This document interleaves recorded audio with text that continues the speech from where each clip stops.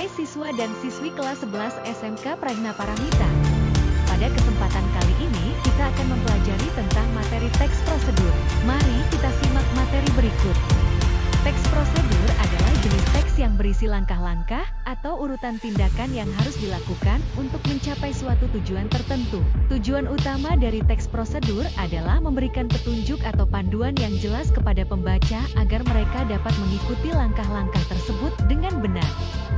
Tujuan utama dari teks prosedur adalah memudahkan pembaca dalam menjalankan suatu proses atau tindakan dengan tepat dan efektif. Manfaat dari teks prosedur antara lain memberikan petunjuk yang jelas, membantu pemahaman dan pelaksanaan suatu aktivitas, serta menyajikan informasi secara terstruktur dan mudah diikuti. Jenis teks prosedur operasional, digunakan dalam dunia industri untuk mengatur proses operasional teks prosedur kerja, menjelaskan langkah-langkah yang untuk menjalankan suatu pekerjaan. Teks prosedur keamanan, berisi instruksi tindakan yang harus dilakukan dalam situasi darurat. Teks prosedur laboratorium, memberikan petunjuk cara melakukan praktikum di laboratorium. Teks prosedur pembuatan, menguraikan langkah-langkah untuk membuat atau melakukan sesuatu. Struktur teks prosedur. 1. Tujuan. Pada awal pembuatan teks prosedur, penulis biasanya memberikan penjelasan terkait tujuan dalam penyusunan teks prosedur. 2. Material.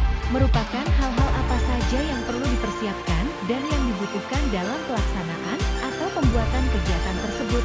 3. Langkah-langkah.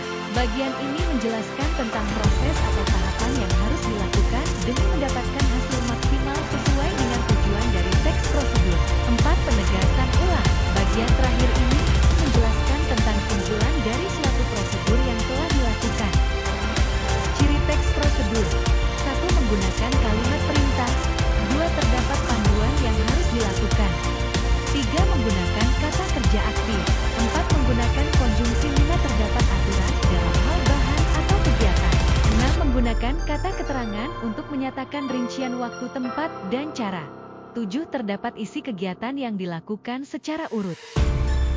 Dengan pemahaman yang baik tentang pengertian, tujuan, jenis, struktur, dan ciri-ciri teks prosedur, diharapkan para siswa dapat menjadi lebih terampil dalam menyusun dan mengikuti petunjuk-petunjuk dalam kehidupan sehari-hari.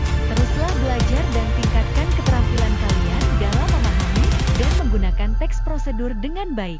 Semoga pembelajaran ini bermanfaat bagi kalian semua. Terima kasih, tetap semangat belajar, dan sampai berjumpa lagi.